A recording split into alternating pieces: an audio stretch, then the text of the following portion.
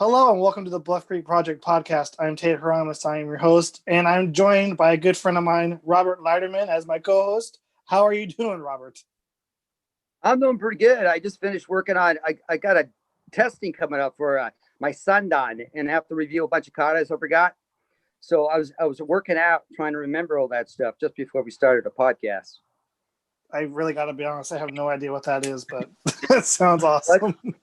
Well, if you're a martial artist, you know that you test for different ranks. And for my third degree black belt, I'm supposed to test actually last June, but COVID kind of rubbed that out. So I'm supposed to try it again. It's only been 10 years since I've been a NEET on a second degree, and I'm overdue for my testing, so I was practicing. So you asked what I was doing today, and that was it. And also working on the book, trying to do some editing, reviewing some last reads for the Bluff Creek Project book. Well, dude, you're going to nail it, and the book's going to be awesome. But I don't want to talk too much about us. We got a cool guest. I've met this guy a few times, and he's always really cool. So without further ado, I'd like to introduce Russell Acord. Awesome. Good to be here. I when you were talking about doing the katas and stuff, I will give you some history. Sometime we'll talk offline, but years ago in Lolo, Montana, I had my own dojo, the National Karate Academy, and I brought a lot of people up through the ranks. That was probably one of my favorite timepieces of all time. So it was, you and I, we have lots to talk about. My style was Goju-Ryu. That's funny you mentioned that. Goju is ours as well. Fantastic. Hansi Lou Angel passed away last year, but he's our 10th Dan. Wow. So we're actually under him. I'll tell you what, we should get together and do katas, because I still remember all of mine. I always keep them kind of fresh in my mind, because you never know when you're going to need it. So good job. Keep going, man. Got it. Awesome. So that was way off track, wasn't it? Sorry. No, it's all good. It's part of the thing.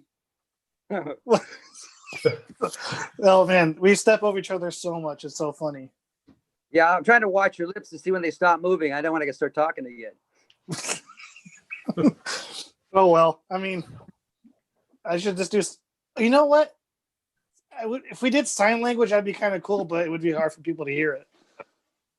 Closed caption. Closed caption. Perfect. So okay, Russell, this is like a common question everybody on a podcast gets asked. Who are you and what got you interested in Bigfoot? Oh my, who am I? In a nutshell, I'm a military man first. I spent enough time in the military that once it gets in your blood, it never leaves. You always have a passion for that. I got retired out of the military.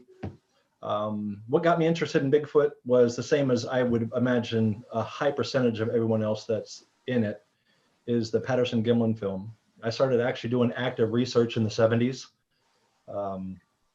I spent quite a few years in the Bitterroots Mountains of Montana, just doing my own research, spending weeks on end up in the mountains. And that's where my passion is being out and away. I don't like being confined to four walls and the cell phone and light switches and everything else. I like being out there with nature, and that's my existence of where I feel my best. You definitely feel your best when you're in an oxygen-rich environment, trees, animals, wildlife, lakes, mountain streams. It's all the best place to be. I thought that if I researched diligently, I would actually find something that I could come back similar to the Patterson-Gimlin film. I knew that I was in the right area so many times in my life. And you get that gut feeling, and I'm sure you guys both know this, when you're being watched in the wilderness, when you know that something is watching you and actively paying attention to, more or less stalking your movements, you feel that. Mm-hmm. You definitely feel it, and it's in your core. You feel it, in your heart feels it. And just that was what got me going. The Patterson-Gimlin film got me started on it. I thought that if they could find something that amazing, then it was my duty or my job to keep looking, because if it's out there, I wanted to see it. I wanted to have my evidence. I wanted to have my experience. And I've seen a lot of things. I mean, I've seen a lot of things that would make a lot of people say, "Oh my God, I've seen Bigfoot," but I never settle for that. I have to have secondary evidence. I have to have more than just what I see visually or what I hear in the woods. A tree knock to me doesn't mean anything unless I see something actually hitting that tree. A smell that is not native to the area that I'm at is not evidence to me, or a howl. Even visually, I've seen things that really made me question, but unless I had footprints to back it up, hair samples to back it up, and good proof, I'm not going to wrap it up, tie it in a bow and say, I've had my experience. I'm not satisfied with that. I won't be satisfied with that until I have something profound. Yeah, well, like, because a knock could be anything. Yep. And Robert has told me this, like, you could do a knock and the sound could reverberate and shake a pine cone loose, and it could fall on something dead and make a loud thud, or it could be a number of things. So yeah, I think the best way to actually know it's real is obviously a body, but for the person that's wanting to get into it is to visually see something. Agreed. Visually see one. Yeah. I can't agree more with what you said. But well, yeah, well, not to interrupt, but you can't argue with a real experience, and that is your personal experience that you had. And whether or not you decide whether you think it is, whatever it is, it's your choice. But I'm with Russ on this one. Is I'm my worst critic, and I'm very critical of other reports as well. So I think that's a good way to be, because people will never accuse you of being overreacting to what you hear and what you see, and whatever. I think that's a good position to be in. Mm-hmm. I will tell you this: I've had I get a lot of people that show me their evidence and the stuff that they bring forward, and I don't. It's that delicate tightrope walk. You can't just say, "Oh my God, that's wonderful proof. That settles it for me." I've seen some things that are really, really cool. But Robert, you and I could go out and make footprints and make believers out of a lot of people. And the only thing that would make me believe it is if I saw that foot coming out of that footprint and saw the foot and the footprint leaving. That would be profound evidence to me. Mm-hmm. Footprints can be replicated. Tree knocks, howls, even a 300 yards away, a guy in a suit can be replicated. So it's going to take. I'm the skeptic in the show, actually. So and there's a lot of things that I will say that sounds like, what I've heard people say Bigfoot sounds like, or that looks like, but it's going to take a lot. It is going to take a lot. I've seen hundreds and hundreds of pictures with red circles in them, and I struggle with those because a photograph with a red circle is blown up and you see something that you would say, well, yeah, I see that. It's like looking at a cloud, and it changes shape every time. Within seconds, it'll turn from a bear to a whatever, and it's what you want to see in a picture. It would take something more than, and if you have to put a red circle around it, that means it's not that obvious.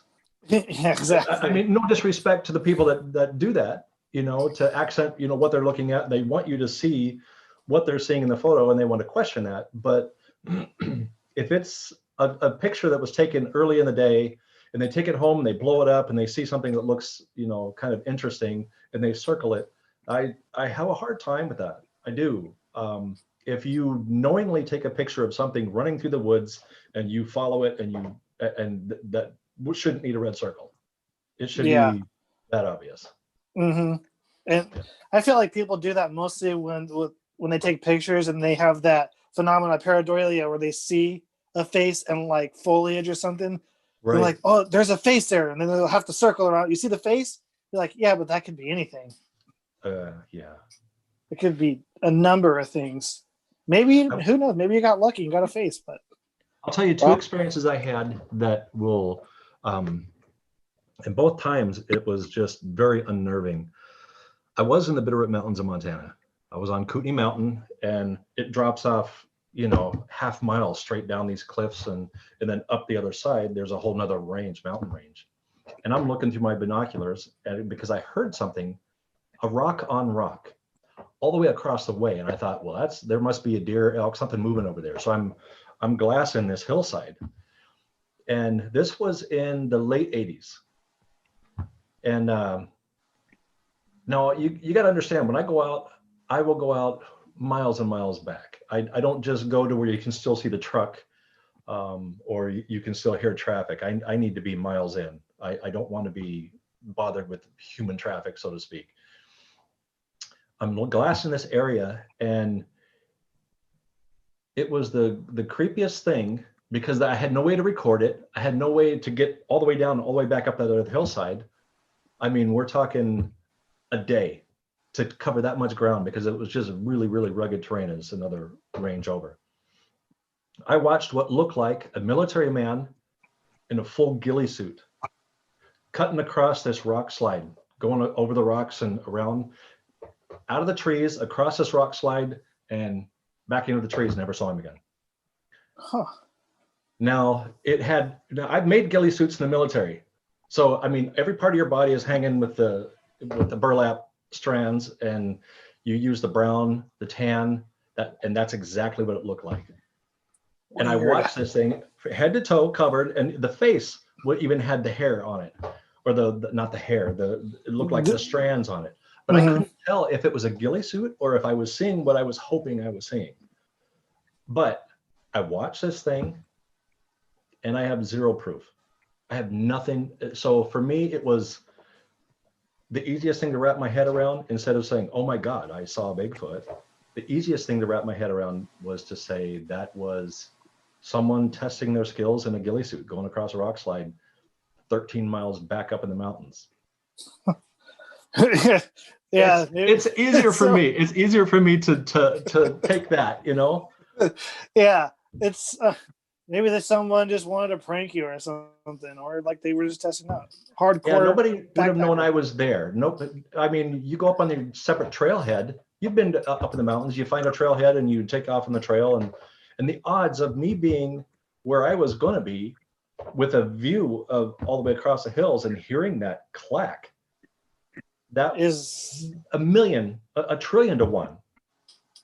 So yeah, it was cool. The other time, I got to tell you the second experience, I saw something that looked like it was on two legs. It was running straight away from me. And you see the legs, the oval part of the body, and then it goes up into this dome. It was just wild. And it was running straight away from me. And I'm not kidding. I was so excited, every hair on my just and it was about 300 yards away, and it was in the deep trees. It was dark, but I saw the light as something passes between the light and the trees.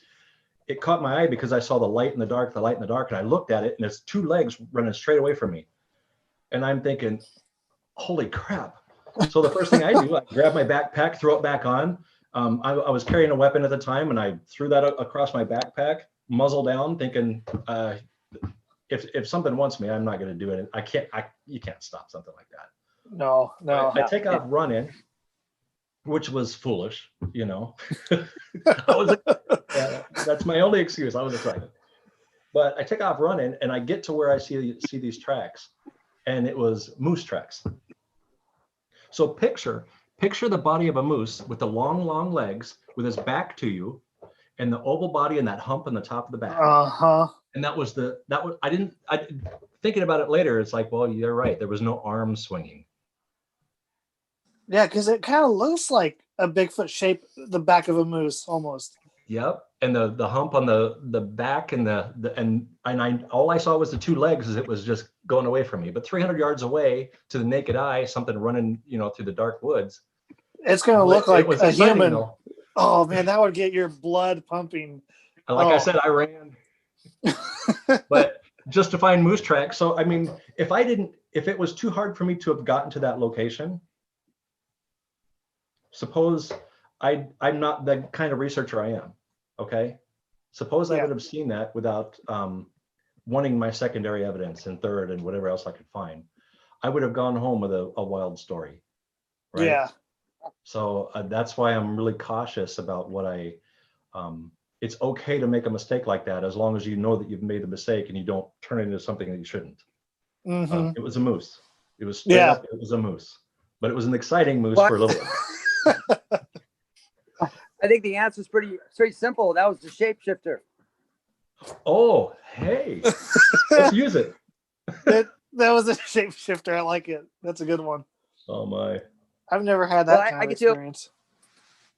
I can tell you quickly for me. I was with the BFRO. We were in Washington State back in 2005. We were out for 8 days. 8 days looking for Squatch. Bunch of weird stuff.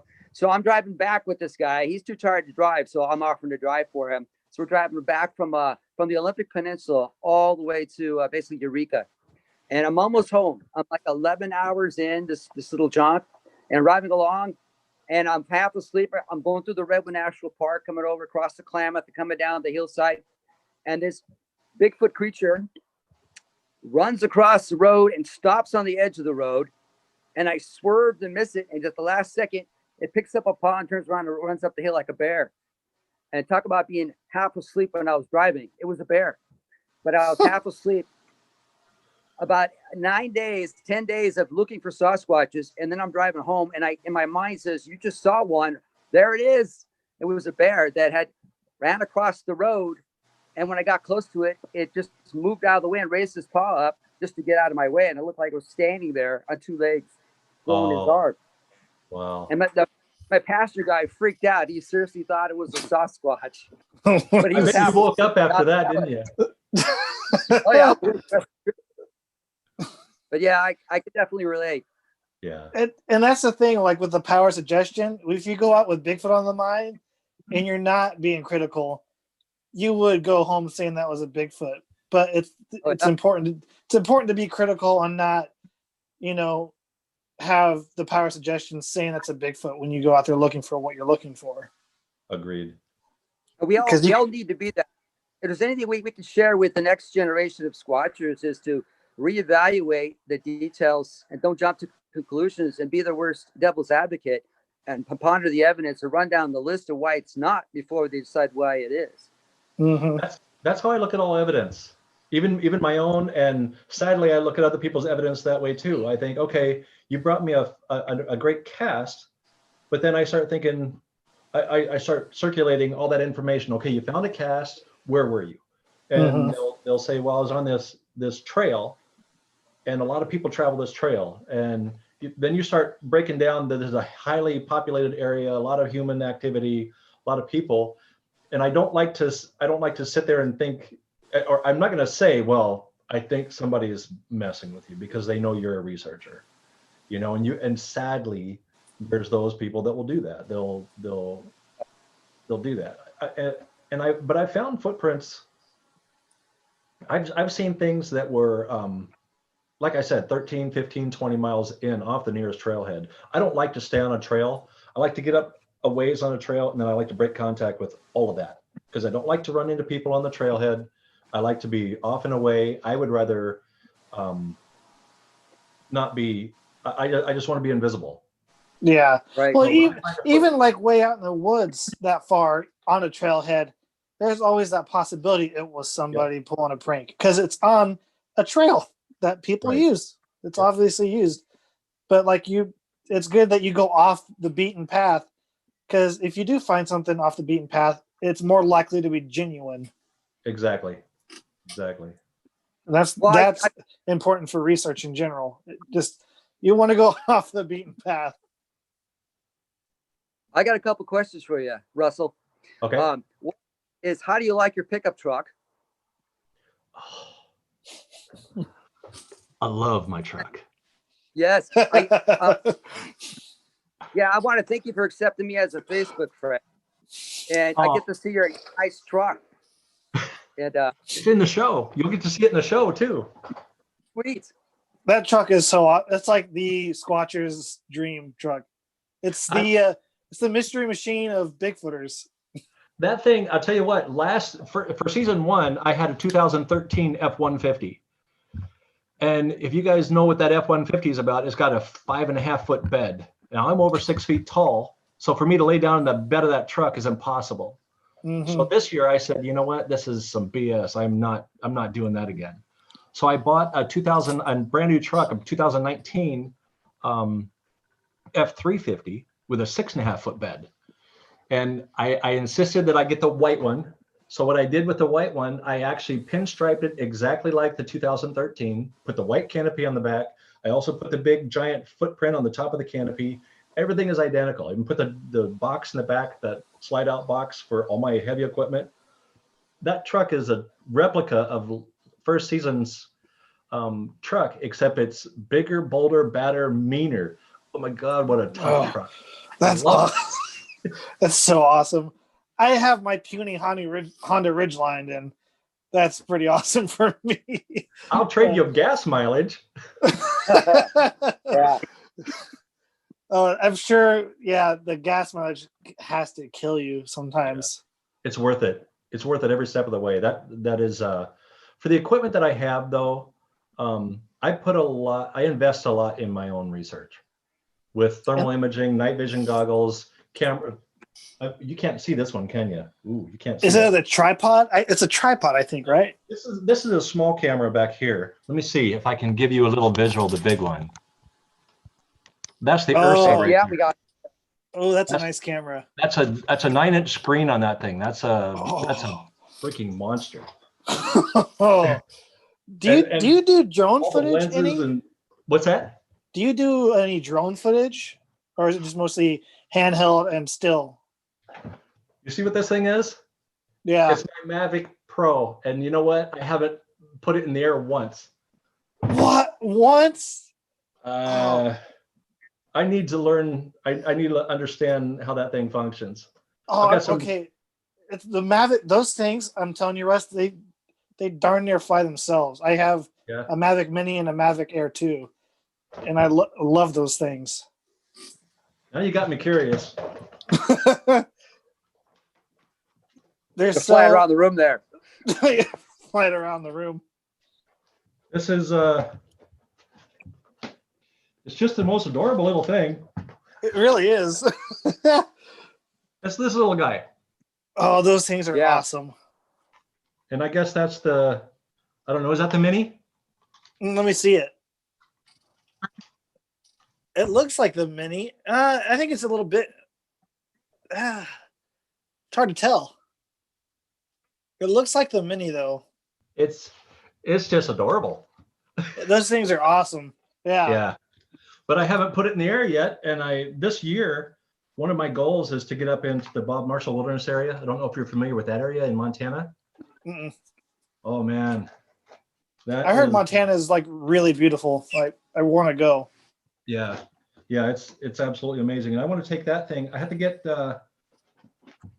have to get permission from the Forest Service to actually be able to film up there, because I want to take it to the China Wall.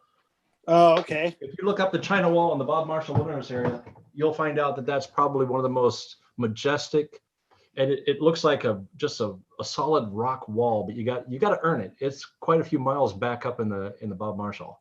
Jeez. So if I can get up there, and I want to run the face of those cliffs with that drone. But so I better know what I'm doing. If I lose it, I'm screwed.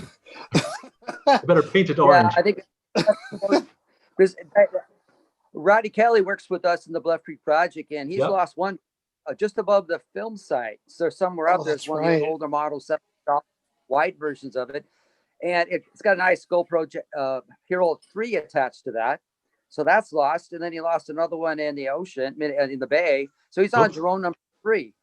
So yeah, you don't want to lose those babies. Have you guys been able to use the new GoPro 9? I think.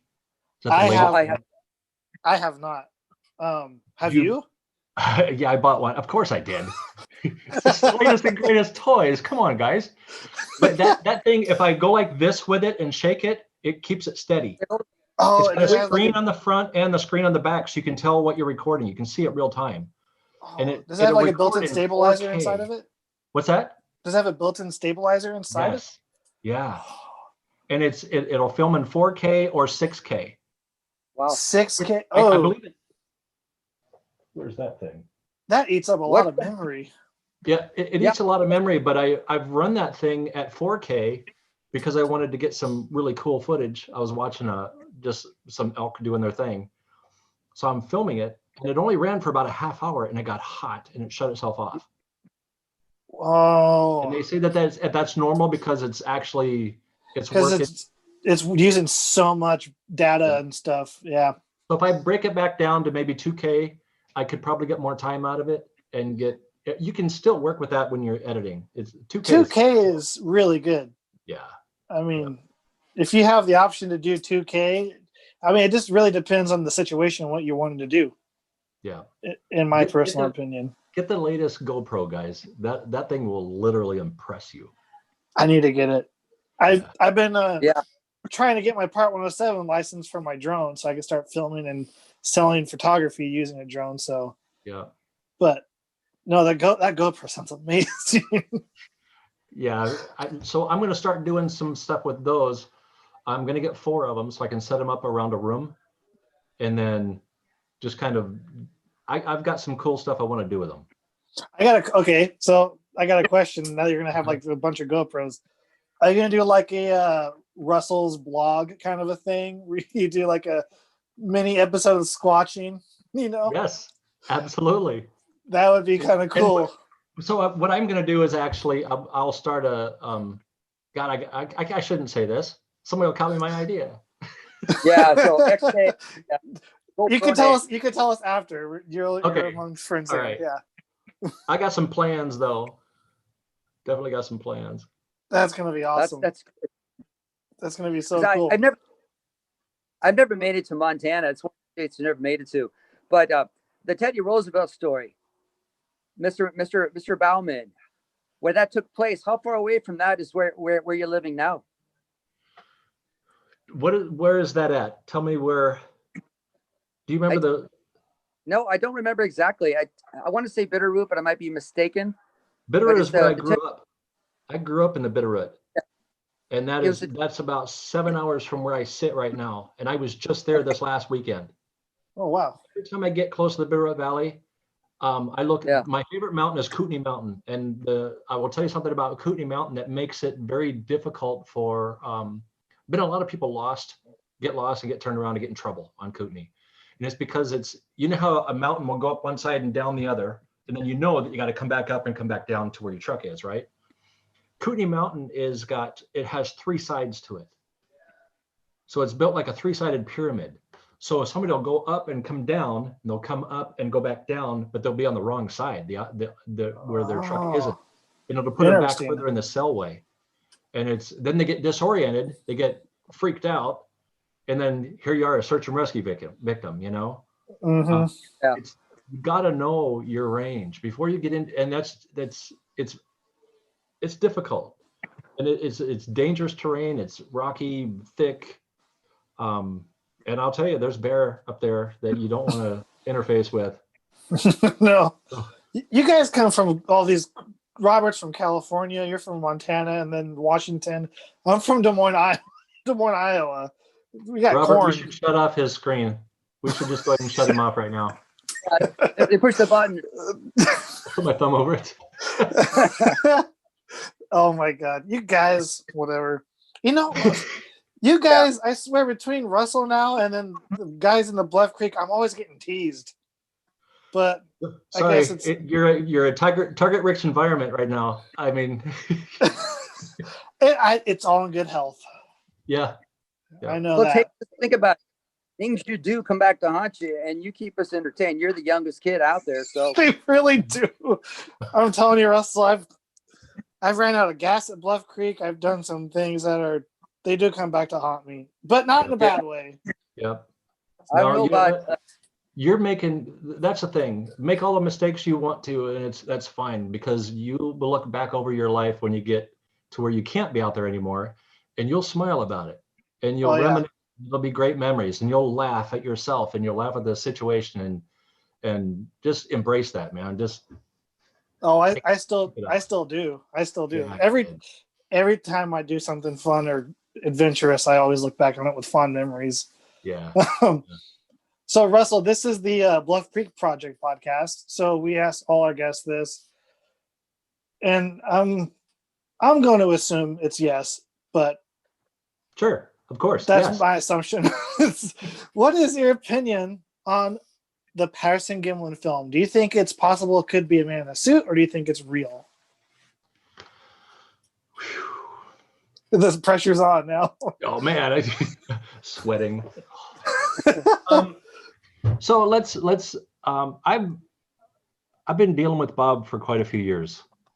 Not dealing with him, that's the wrong terminology. I've actually absolutely loved every moment with that man. He's just you talk about what I want to be when I get to his age.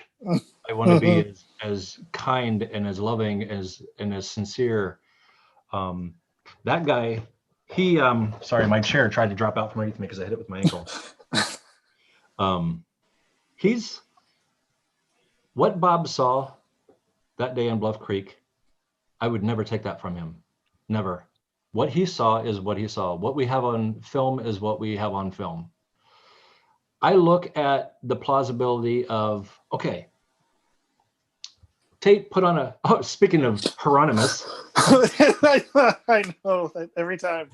Try this out. One day I want you to put on a modern, because I've got two suits. One of them was for a movie, a great movie set suit, and it's built very, very well, especially for today's standards. So you put that suit on. Now you got to show us. You put this suit on, and you look through those eye holes. Okay. All right. So put him in the picture here. Yeah, there you go. You've been drinking. It's New Year's. That's okay. I got my cheap one up here. Yeah, there you go. So let's backtrack and think, even by today's standards, you put that suit on. Okay. So number one, it's hot as heck. You got the hands, you got the feet, you've got so those feet, they're bigger than your own foot. So you have to be careful where you step and how you step. Otherwise, you're going to end up on your lips. That's going to make for a cool show. Number two, unless that thing is glued to your face, as soon as you try to look down at the ground, it's going to come away, and you really have to pitch forward to see past those things because it's not up against your eyelids, right? So you actually have to be able to look at where you're putting those big, giant, floppy feet by today's standards only, okay? So you get a guy named Hieronymus. We're all looking at me now. Wait, I don't know who you're talking about. And you put on, I'm only going by, the way the story runs, okay? And the man claims to have put on a suit, and I'm not going to call him out either. I mean, maybe all the stars aligned and that was like the perfect thing. I'm not gonna take a position, but put that suit on, try to see through those eye holes, and walk the distance that thing did over cobblestone and branches and sand, and walk flawlessly, number one, without stumbling. Number two, you got to know where you're putting your feet, right? Yeah. Number two, look over your shoulder and keep walking, and don't miss a beat, and then keep walking. If you can do that, I would challenge you to do that on just a bare sidewalk and not lose your orientation on a straight, flat, clean sidewalk. And if you can do that on a sidewalk, then go down on a river bottom, try it over cobblestone and sand and through that terrain. Yeah. And that is a challenge that I've yet to meet the man that can do that. Maybe, how funny it would be if I could do that? Maybe there's especially with your last name. Especially with my last name. That would be how to freak out. So my opinion has been, if it was not true, that would be one of the most amazing achievements by a man to date, because I couldn't do it today. If what we saw that day was legit, flesh and blood, walking across that river bottom, that's what pushes everybody today to find the next one, to be able to back that up. And there's too many stories over time in history, long before Gimlin and Patterson came along, of the giant hairy man. Way before they hit that Bluff Creek with a camera. Yep. So I'm I don't know. And you know what? I love Bob. Bob tells me that what he saw that day is what he saw. I trust that man. So. Yeah. I mean, I really trust Bob. I've met Bob a few times, and I think he's the most genuine, most humble guy I've ever met. But there's always what if, Yep. if it was fake, it is the greatest hoax in like American modern history, or even back then. And if it's real, it's the gold standard if it's real. Yeah. And the thing is, I don't think you and I could pull that off today. I don't think so either. Even with a predestined path and everything else, you know how much work it would take to have a perfect path like that, to walk flawlessly, seamlessly, and out of sight. And that was like, yeah, a follow-up question is, you've been to the site. Yep. I mean, and it's hard to get to today. I'm sure a little easier back then, but why would you go there to fake a film? And if it was faked, but also too, you see the terrain. What do you think? Like, you obviously know it would be hard to do it, and seeing the site has to confirm that for you. Well, what we're seeing today is much different. Is vastly different than what it was 50 plus years ago. Less undergrowth, less trees. It was actually a creek bed. But you would know as well as I do, you can't get across a creek bed with that kind of cobblestone seamlessly. In fact, if you look at the most of your major prisons, they have the yard where the inmates are. They have a fence with concertina wire on top of it. Then they have a span of open space, and then another fence, right? Mm-hmm. That span is usually filled with cobblestone, simply because you can't run across that quickly. It'll slow. And if an inmate makes it past that first fence line, he's going to try to run across that cobblestone. It's impossible. Yeah.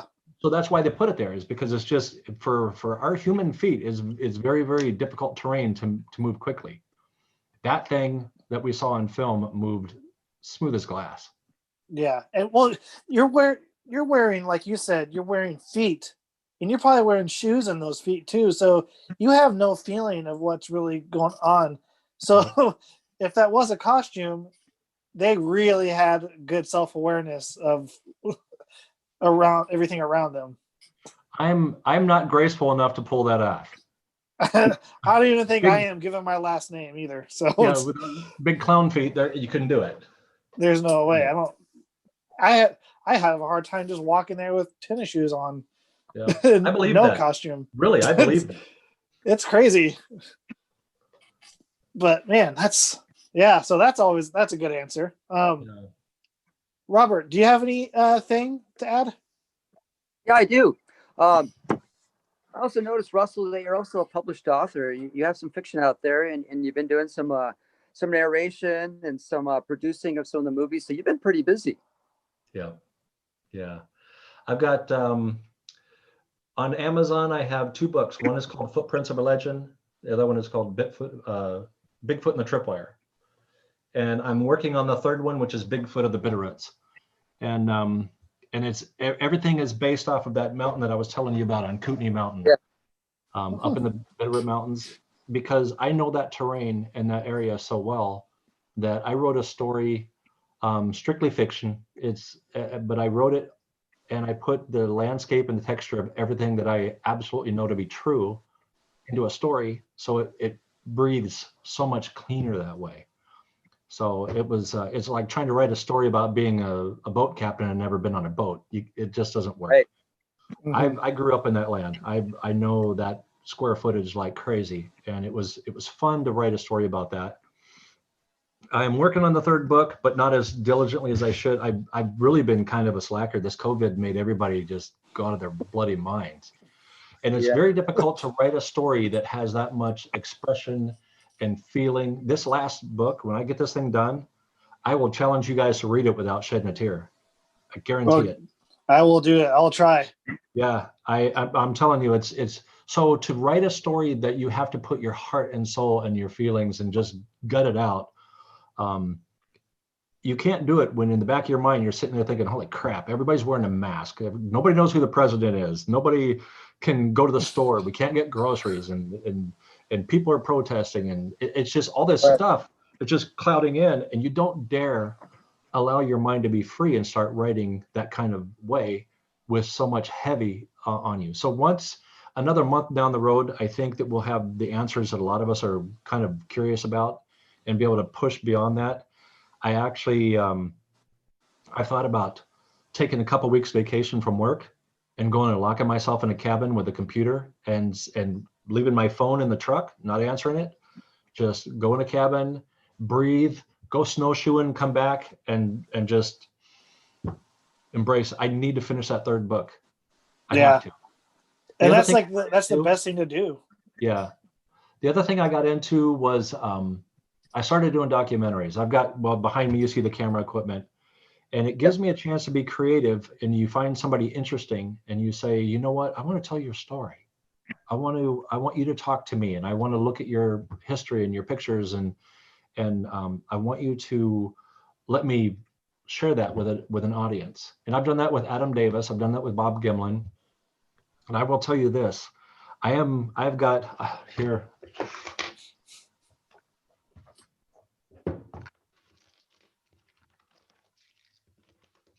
these right here. I don't know if you can see those. Okay, yeah. Those are all thumb drives. Yeah. That's all Bob Gimlin, and stories that would absolutely, stuff that he hasn't discussed from his childhood, that when I sat him in front of the camera, I said, talk to me, Bob. Tell me what this was about. And some of the details that came out of that were a little shocking. Some of it I had to tone it down a little bit because Bob just says it like it is. And yep. He had a crush on somebody as a 15-year-old boy. And that was a very interesting story. And I don't know if I should publish this until 50 years down the line, where it's safe. Where it's safe to do so.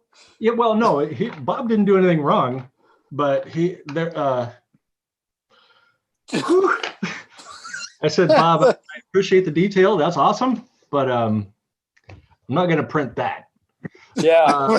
Some of his rodeo days, posse days, Evel Knievel days, Robbie Knievel, but some of the stuff that he, even current stuff that has weighed heavily on his mind, I've captured that. I've actually been able to get that. There was a riff in Bob's history where he had a falling out with a friend in California.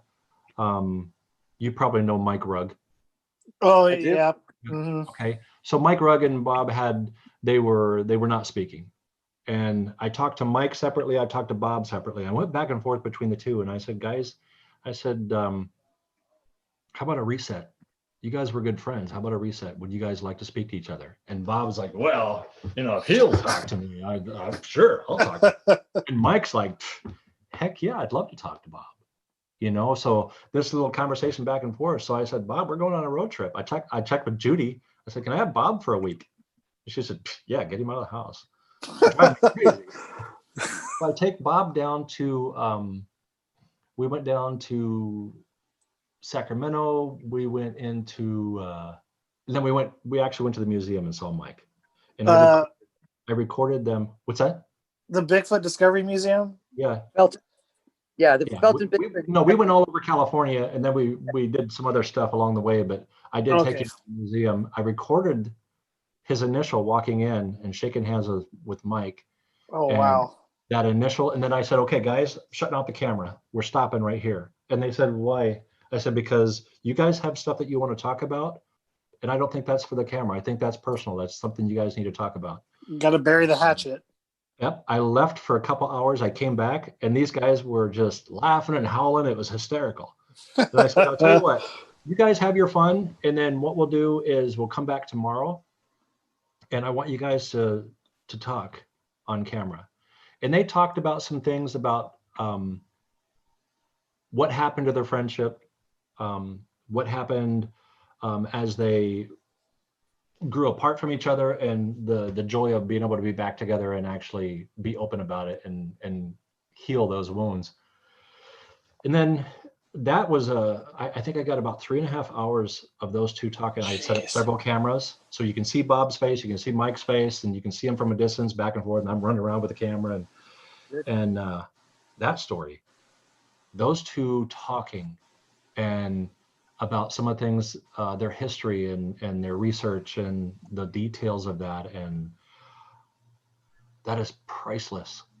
I was gonna say that sounds amazing. Like having a falling out, and then you're getting them to like bury the hatchet and then get that all on camera, and that's just amazing. Yeah. And both Mike and Rug are really nice people, and I had no idea, but that's super cool. Those guys, you know what it was, and what it was, it came down to realistically a lack of communication. It was not getting all the details, and I think a lot of people lose friendships that way because they don't hear the other one. You know, they're so busy being hurt that they forgot to listen to what the other one was saying, and vice versa.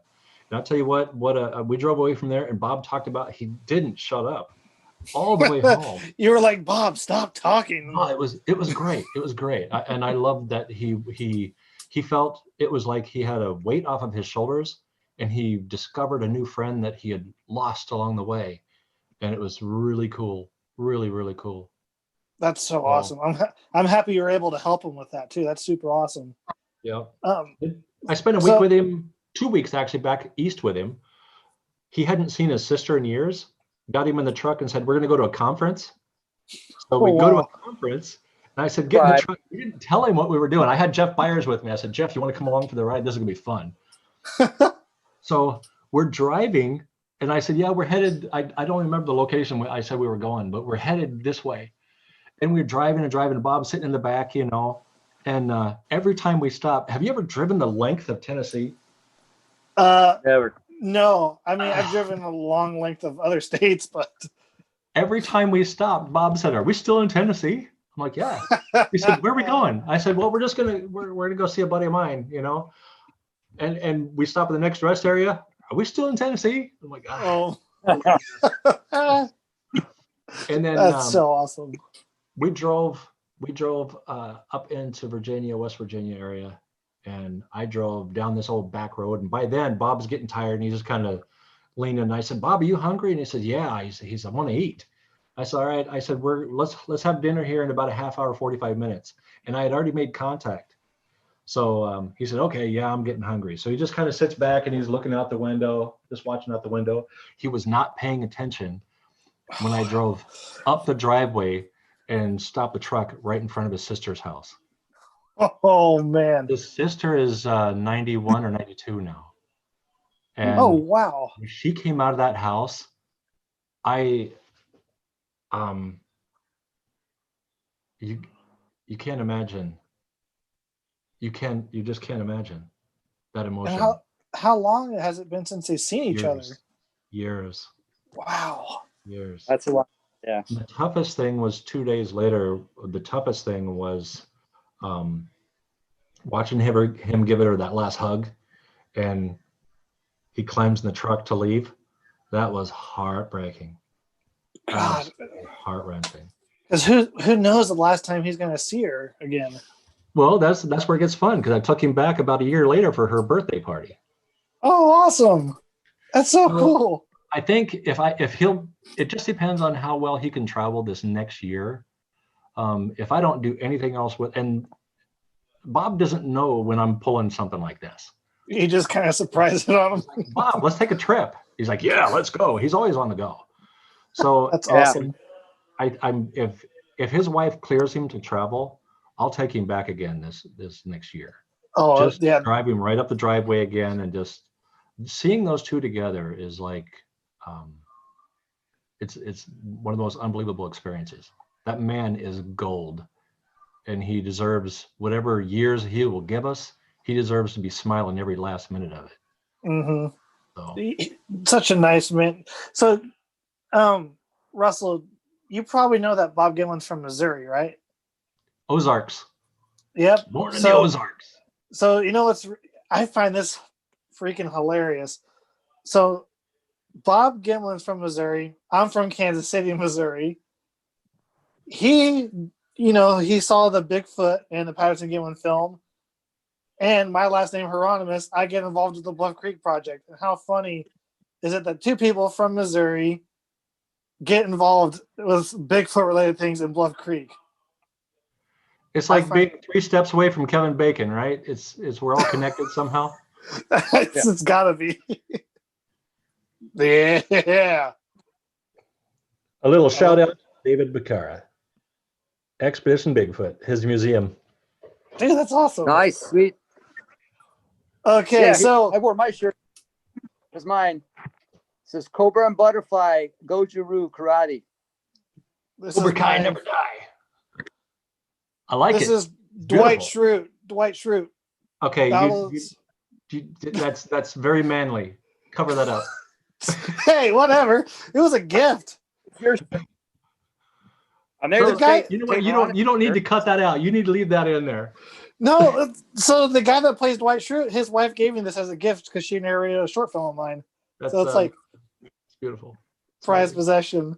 So Whose face is that on your shirt? Dwight. It's Dwight's shirt. It's on your shirt. Oh. And Okay. he's in a spaceship? I can't. He's in a bear costume. Those are beats. Oh, I can't tell. Yeah, you got to get closer to the thing. No. Okay, that's close enough. That's it. Okay, we're off track now, man. No, we're not. We're right on schedule.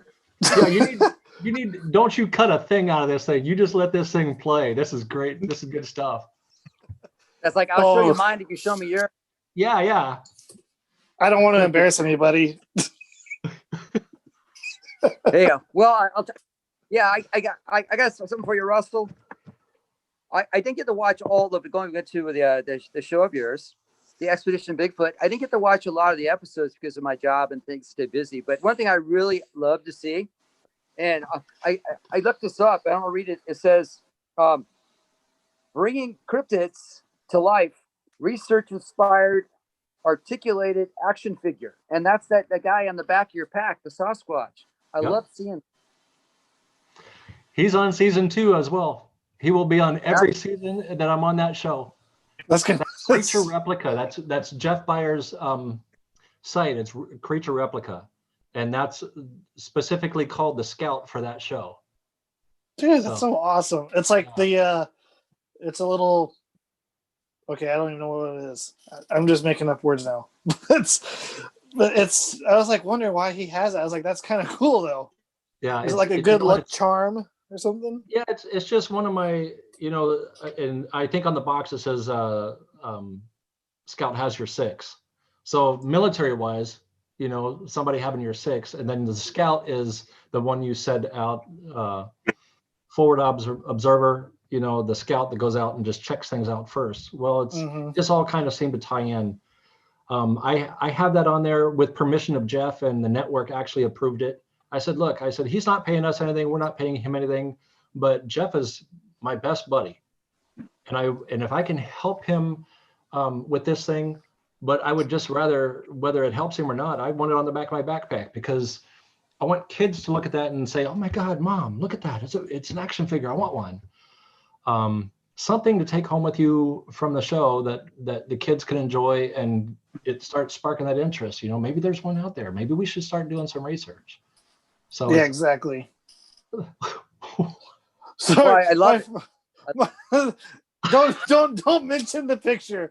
My phone just the battery it's dead. Or just I'm starting to understand that T-shirt a little bit more. Wait until you see my other stuff. So let's talk a little bit about. Go ahead. No, go ahead. Go ahead, Russell. No, you go first, Robert. I'll go after you. Go ahead. Okay, I was just telling Tate it's hurting my eyes. I have to look at that T-shirt, but I'll get over it. Yeah. Maybe he's got an apron or something you can put over it, like a. Yeah, you can turn inside out stuff. You guys are so mean. It's of all the things, You bring me on the show and you wear your manliest shirt. Is that as manly as it gets? You're killing me. You're killing All me. my shirts have designs on them. Something. I can't help it. I like it. All day long Sunday. Today, well, no, all day long. All day long today on Travel Channel, they're showing Expedition Bigfoot Season 1. You have 8 hours to catch up and binge watch if you'd like. So if you've missed an episode, you can pick up on it. Right after that, after those 8 episodes, on the 9th hour is a show that we review everything that we did last season. And we get to we're at a round table. It's just fantastic.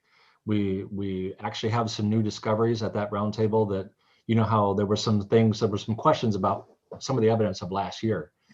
And they actually bring those answers to the table. So that's something you really don't want to miss. It's going to be awesome. I can't. That's all today too. Yeah. It's going to be airing all today. And are you guys doing any live tweeting with it, or just any live anything? Probably. You know us. We're going to be on our phones talking. doing whatever you can. Yep. So that's the 9th hour. On the 10th hour is Season 2, Episode 1, where we step out of the vehicles and into the tree line. And I'm telling you, we don't mess around. It's not like Season 1 where we were just trying to get everything set up and established. We already had been through that path. We'd already established who was who and what we were doing. Mm-hmm. So it was a matter of just stepping out and going live and going strong and going hard. It was just, the terrain was insane. And we're in Kentucky. I know that story that is already out there, that we're actually in Kentucky. Now, let me tell you a little something about Kentucky. Kentucky. It is hot. It is so freaking hot. If you go from your pickup truck to the restaurant, you're sweating by the time you get there. It's hot. It's humid. There's black bears everywhere. I'm not kidding. We actually had a black bear. We had to, at the hotel we went to when we first got there, when we first get into town, and we're leaving all of our gear and kind of getting everything, meet the camera crew. At the hotel, they said, "Hey, yeah, you smell that smell?" And I'm like, "Yeah, that smells like pepper spray." They said, "Yeah, there was a bear tried to get in the door." Here. And they're everywhere. I saw them out in the woods, and I'm thinking, keep going. So there's tons of bears, but there's not one day that I wasn't in my tent picking ticks off of me. Ouch. Ticks? Sounds one or little ticks. Well, it depends on how much blood they got. Oh, God. Yeah. How was the moonshine in Kentucky? I don't drink, so I couldn't tell you. The bottles look great, though. How was the water in Kentucky? Bottled. You know what? I will tell you this, though. Don't take that wrong. It was hot and humid, the ticks and everything, but it is so green and lush and gorgeous. And the terrain is either straight up or straight down. It's just rugged and amazing. The views, some of the stuff that we found there and heard there and witnessed is, you do not want to miss this show. Kentucky, I have to tell you, aside from the temperatures, because I'm a big whiny baby when either I'm too hot or I'm too cold.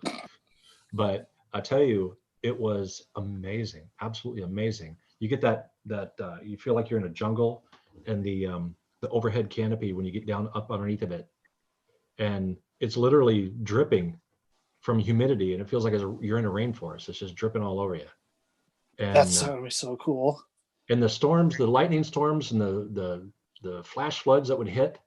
There's one, I'm hoping that it made the show, but I'm talking to the camera guy, and I'm saying, well, we need to move because it looks like there's a storm. And I mean, the whole background lights up, and boom. I mean, it was directly over top of me. Dude. It's like, we're moving. We're getting we got to go. Yeah, it was no joke. There was no delay in, you see the flash and then you hear the sound. It was all at once. Insane. So I got a question about the second season. Okay. You don't have to tell us who who it is because that probably is not allowed. I know it won't be allowed. But will there be any cool guest appearances on the show? We're not cool enough. You guys are on it already. Hey, Russ, on your second season, are there any cool people in that show? No, cool I heard guests. that. That's what I heard. I heard that nice. I heard that I was going to be on there. Well, I snuck on there. Did you? No. Were you in a suit? How'd you? That was me. No. Apropos. Yeah, I got some questions for season 1 for you. What was your most favorite episode to be on, to shoot? What was the most fun you had? Wow, I have to tell you, being able to rappel over those cliffs. Yeah. If I had to go, and you know what, I get a lot of questions about that. Why'd you have to rappel? That's just stupid. And so Bryce he actually had to go meet Dr. Meldrum. I had one day to get down there to get my stuff dropped off for him so he could get it. Now it would be pushing it to go all the way back around all those cliffs and come back through the hillside and to get back to the drop point, because there's only a couple places where he could bring a vehicle in to get what I was going to drop off. And I thought, I looked at the camera guy. I said, hey, I'm going to bounce off the top of this thing. I'm going to go right over this face. And he said, are you kidding? I said, I got gear. Let me do it. Let me do it. And they were not keen on the idea, because you think about it. Okay. I'm doing a Travel Channel show, and the liability. Yeah, I was going to say. For getting on my own gear. I didn't get network gear. I'm on my own gear. So you got to think, does the network trust my skill level and my gear and the rope and going down over those cliffs? And there was a lot of angst about that. And I said, just film it. I'm going. And they're like, well, hey, we gotta. And I'm going. So it was. So finally, we got hold of the producer, and the producer said, you know what? Hey, roll it. Let's do it. And I'm thinking, awesome. Good, because there's a storm coming, and I don't have 2 days to get down there. I actually had to get down. And the show hypes it up to where I had to get down there quick. Well, that is absolutely true. I had to get there before Bryce left to go see Meldrum. And I wanted him to have that evidence from, and it turns out that the evidence that we had, one of the hair samples turned out pretty good. So it was a matter of timing. He would have had to postpone, and it would have killed me to get all the way down there in the same time. So for me, it was easy just to bounce down the cliff and just run with it. Gotta do it. For a really good excitement bit. And that was my favorite part. Anytime I can be on a rope, I want on it. That sounds awesome. What was your scariest or least favorite moment in season 1? Mountain lions. Mountain lions. You know, when you walk for 3 miles straight and you never lose the sense of mountain lion smell in your nose because it's circling you. And you know, and that's the thing. You're in thick, dense forest, and they're moving about around you, and you come across tracks, and you smell them, and you're thinking, you know, you're kind of looking around thinking, this is a little unnerving, because they won't, for a Travel Channel show, the only protection I'm allowed to carry is bear spray. You can't carry a gun even if it's hidden in your pack. No, that's Travel Channel won't allow that. It's not the kind of, and for them it's a liability. It really okay. Is. So and I tried to make that case. I said, you know, you don't want me to carry a gun because of liability. You want me to carry this little can of compressed stinky air, hoping that that'll stop a charging bear or a charging mountain lion. Look, I've been in the mountains a lot, and I would never carry this as protection for myself. I always carry something much more significant that has some knockdown power. Mm-hmm. Nope. And they wouldn't allow it. And you got to respect it, because they don't want that liability. Yeah. Better safer than dead. What's that? Better safer than accidentally dead somehow. Well, if I get attacked by a bear or a mountain lion, I trust my cameraman. He'll get some good footage.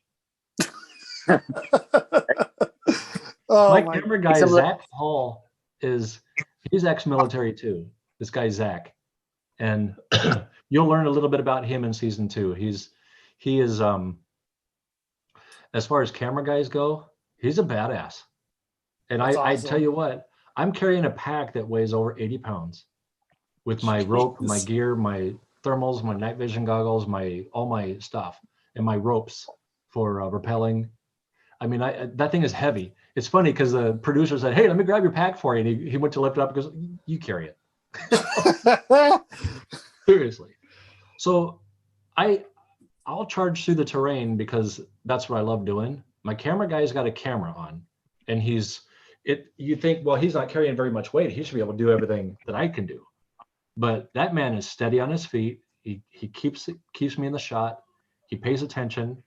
He doesn't get tripped up and fall.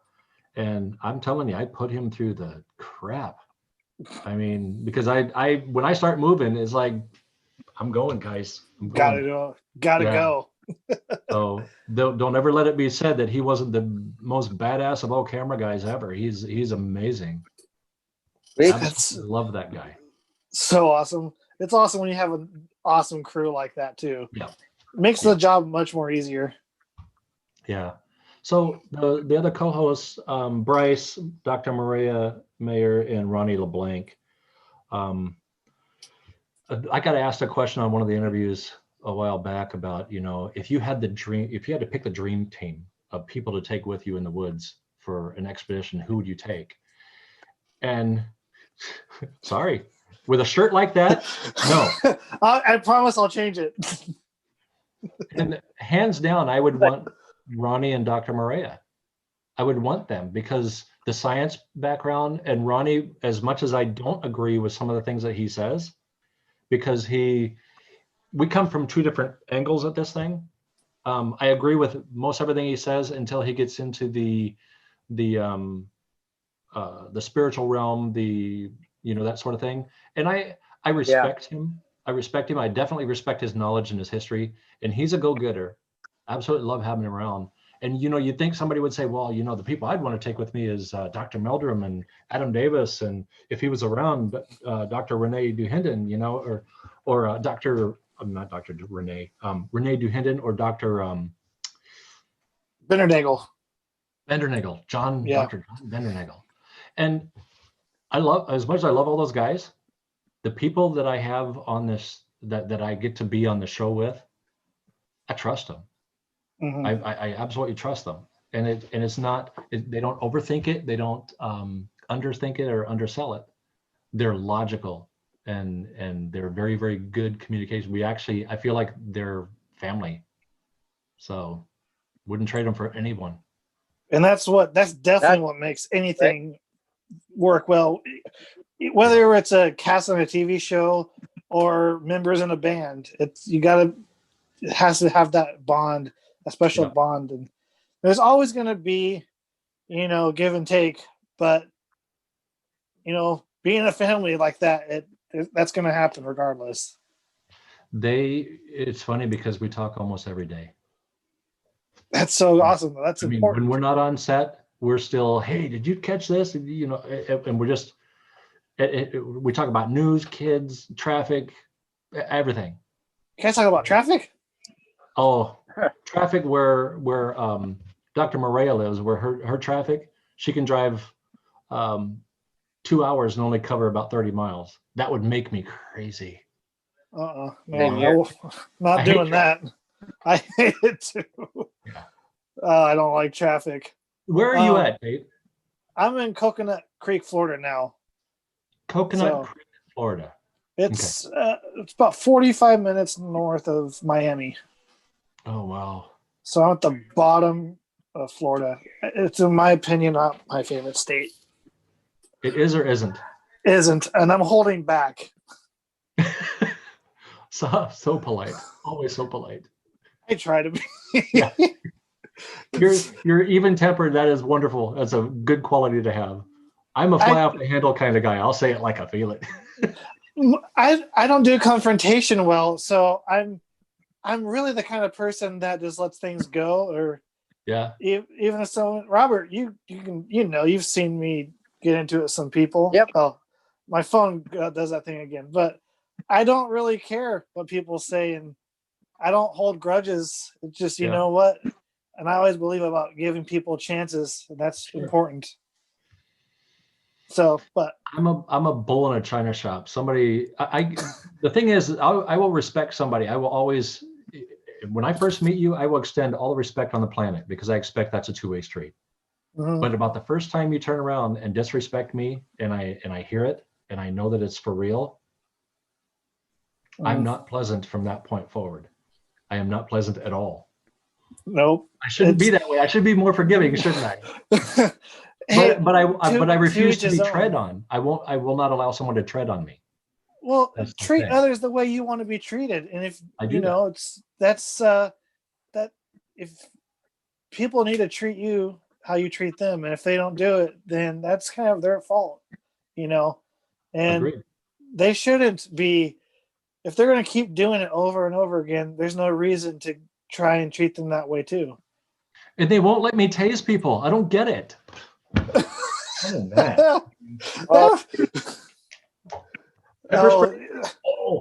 You're going to hear a great story on the pre-show about something that happened with the pepper spray. It has to be an accident or something. There's always funny things with pepper spray. Yeah, I might have done something stupid. Hey, you know what? We all have done something stupid. Yeah. Me, you probably don't more miss than the pre-show. others. Yeah. So what time was the pre-show? You said I think you said it, right? It's an hour before the first episode. Okay. It's the hour prior to episode 1, season 2. You can watch 10 straight hours of Expedition Bigfoot today. Dude, that's going to be Tune so in awesome. to Travel Channel. Tune into Travel Channel, people. You do not want to miss this. It's going to be awesome. And I'm like happy that like TV shows are finally getting back, you know, because of the whole COVID thing. It's really put a damper on a lot of things. So I was going to ask, go ahead. I believe, I don't know when it's going to air, but I know that Finding Bigfoot did another show. And I know that they're going to be back on, I believe, February 15th, isn't it? Yep, February 15th. I'm going to watch it. I'll be interested to see. Yeah. I'm definitely going to watch it. Yeah. Get the old band back together. You know what? And the thing is, instead of sitting here thinking, well, that's blown, I actually think it's great. They get a chance. They're back on. And it's just, I think that's fantastic. And I congratulate all 4 of them, man. Good for you guys. That's awesome. It's going to be, I think it's a good year for, things are starting to look up, in my opinion, with your guys' show, Expedition Bigfoot, Finding Bigfoot, and then all these new podcasts that are coming out of the woodwork. I think it's just the Bigfoot community as a whole, I think, is starting to explode more and more each year. And I think it's a good thing for up and coming Bigfooters who want to get involved into the subject. That's definitely what we need, for sure. Yeah. And you know what little bit of information we can pass forward as far as technique, things to look for, things to ignore, things to really dive into, learn from our mistakes, make your own, just be diligent about it. Don't be afraid to get out there. And, I've had a few people that say, well, at nighttime, it scares the crap out of me. You hear these sounds. And I will tell you a secret. You go out in the middle of the day and sit where you're going to sit that night. You're going to sit in a location that night. Go out in the middle of the daytime, cover your eyes and listen. And if you hear something, open your eyes and see what that is making that sound. And you close your eyes again, you wait, and you hear that sound, you recognize that sound. You recognize everything in the daylight with your eyes closed. At nighttime, it's the same freaking sounds. Same sound. And they're not, and you realize, the only problem is you can't see it, as if the same way you close your eyes in the daytime, that same sound is there. And at nighttime, you recognize that as, okay, that's a squirrel coming down the tree. That's a squirrel rustling through the leaves. I don't need to be afraid of that. Yeah, that's a sweet technique. I never even thought about doing that. Yep.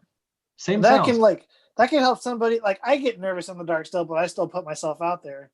So that can definitely help somebody who is nervous about Yep. being in the dark like that. And resist the temptation to turn on a flashlight. That's what Whatever Robert you was. can to never turn on that flashlight. Oh God, Robert was struggling with that with me, man, one time. Yeah. Yeah, Tate. You and your flashlights. I feel like Give me that. I feel like Data from the Goonies when he's got that big old light that comes from his like belt or whatever, but it only lasts like 5 seconds.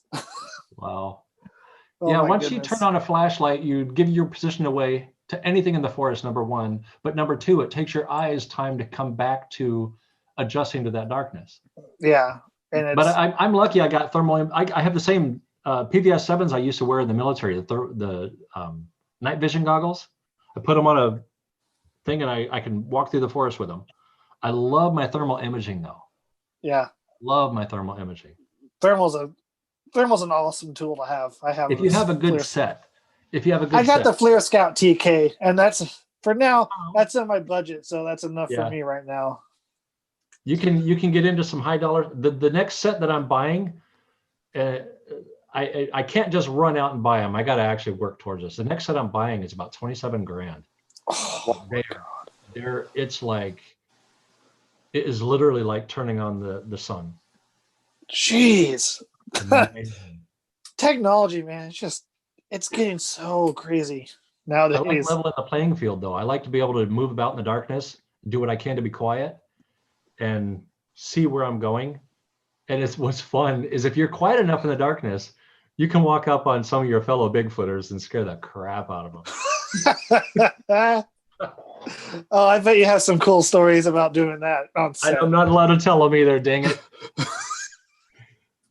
Oh, maybe after this season airs, we'll get to hear some of those cool stories. Let's do it. Cool, yeah. Well, my phone's gonna die. I don't want to like be talking Okay. my phone die. Yeah, I we've gone think- over an hour too, so this will be a good episode. I can't wait to see this. It's gonna be awesome. It's gonna air today before the Okay. shows start. So Yep. same day as the shows, it's gonna be awesome. But Russell, I want to thank you for coming on the show. Thank you. It was a pleasure having you. Robert, thank you for guesting as a co-host on the show too. Well, I appreciate that. And Russell, one last thing for you. You probably Yeah. don't hear this very often, but I want to thank you for your service. Thank you, sir.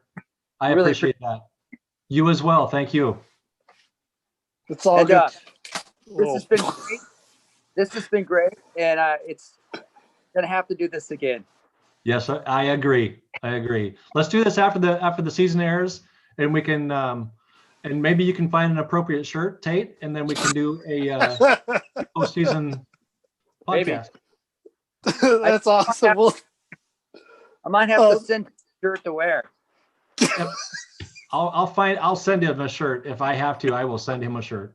oh my God. Send me an Expedition Bigfoot t-shirt and I'll wear it or something. We don't have these are from David Becara's museum. Oh, I'll make one or something. Yeah, we don't have an Expedition Bigfoot. Actually, not going to say anything. Okay, don't say Talking to anything. you guys. Don't say anything anymore. You're good. But Yeah. Anyway, thank you guys. It's been a great show and have a good night. Thanks, guys. See you later. See you on the Take care. show.